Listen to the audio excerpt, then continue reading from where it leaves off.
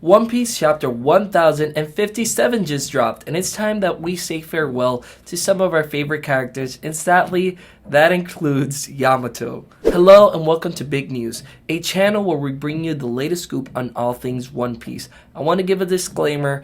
I was feeling a little bit sick last week, and I still have a little bit of phlegm left over, so my voice isn't going to be the greatest throughout this video, but do bear with me. With that out of the way, let's go ahead and begin with the chapter review. Now, to more casual fans, this chapter is probably going to be like a 5 or 6 out of 10, but I honestly do think that this is still a really solid chapter, but it is a breather from the streak of absolutely phenomenal chapters that we have been getting, because Oda, rightfully so, decided to give an entire chapter dedicated to having our farewells to the characters that some of them, particularly Mononosuke and Kinemon, we have spent over a decade of real life time with. So Mononosuke is in his dragon form running through the forest instead of flying, and Yamato and Kinemon are riding in his back, and they are wondering why he's not flying, to which Mononosuke just tells him to shut up. It turns out that Yamato had said goodbye to the crew, and Yamato had decided to stay in Wano. Now, this is one of the few things that I am thankful for being a small fry creator, because not many people see my videos, which means not many people are going to call me out for this, so hooray for me.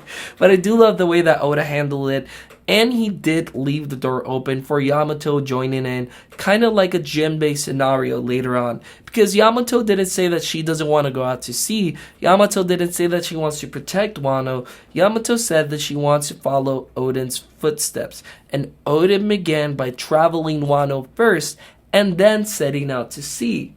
Mononosuke and Kinemon continue to be outraged by the fact that you have not clicked the subscribe button yet. So go ahead and click the subscribe button, drop a like, click on the notification bell. But moving on, actually, Mononosuke and Kinemon continue to be furious at the fact that the Straw Hats did not say farewell to them, and Yamato is trying to get them to calm down, right?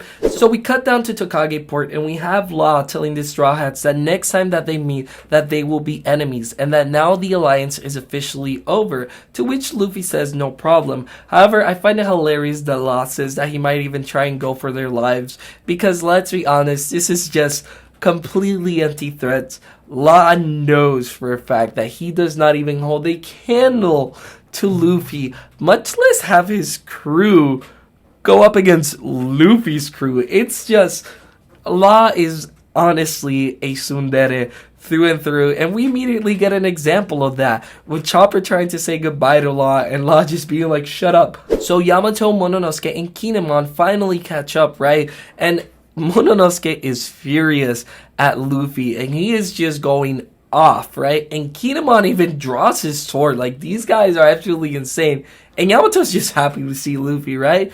But Luffy just tells him, like, why are you acting so tough? We know you're weak and we know you're a coward, right? Which I find funny, because we had that scene with Kinemon saying, like, just fake it till you make it. But the truth of the matter is, with the Straw Hats, that's just not gonna work, right?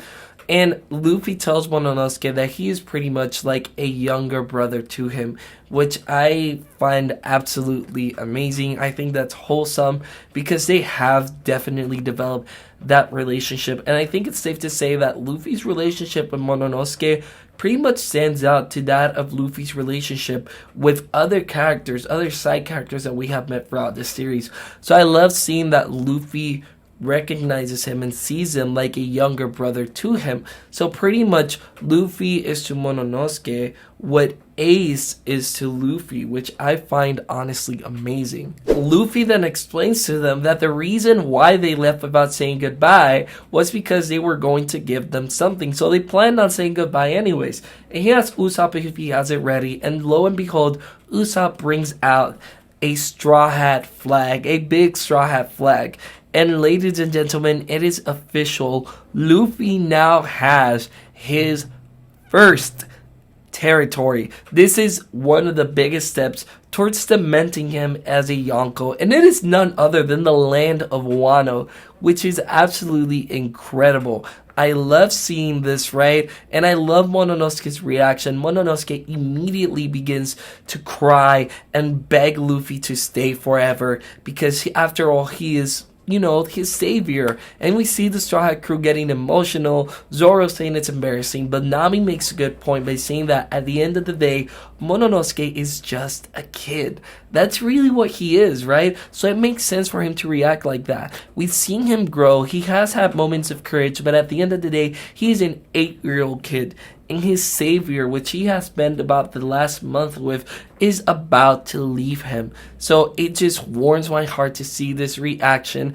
And it warms my heart, Luffy's response, right? When they sail out to sea, Luffy lets them know that, first of all, I love that Luffy leaves Yamato in charge of this because it does show Yamato as capable. And I think one of the bigger problems if Yamato were to join the crew, which is one of the reasons why I always left the door open for her not joining, is because she is honestly a little bit too strong in the sense where I don't think Oda would sacrifice the dynamic of having Zoro be not the second strongest in the crew. And I genuinely think that Yamato is through and through stronger than Zoro. Zoro is just reaching the threshold that Yamato already had by the time that the Straw Hats arrived in Wano.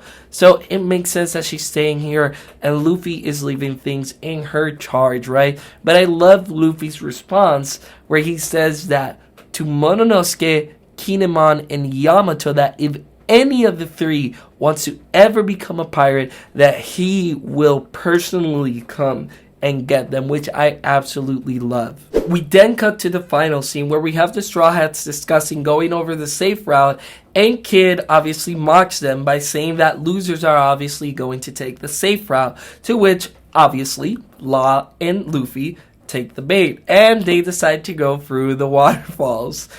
To which, you know, I think it's very funny because we get to see their faces as the narrator begins speaking. But this is definitely a direct callback to when they were playing chicken with Big Mom's attack. And I just love the dynamic between these three characters.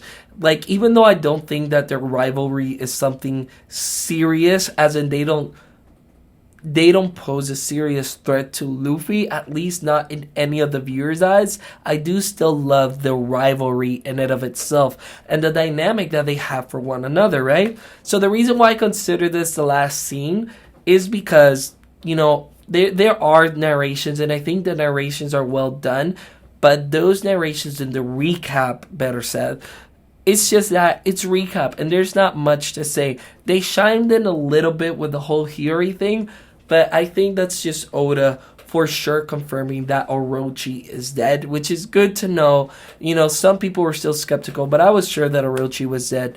But yeah, guys, we're finally done with Wano. This is the end of the Wano arc. What are your guys' thoughts and feelings about this? Leave a comment down below and let me know, what island do you guys think we are going to head to next. Once again, do click that subscribe button, drop a like if you like the video, drop a dislike if you dislike the video, click the notification bell. Again, I apologize for my voice. My throat is just full of phlegm. I apologize, but I'll catch you guys next week. I'll be posting a video on Kobe versus Boa Hancock and my thoughts on that. So take care. I'll catch you guys next time.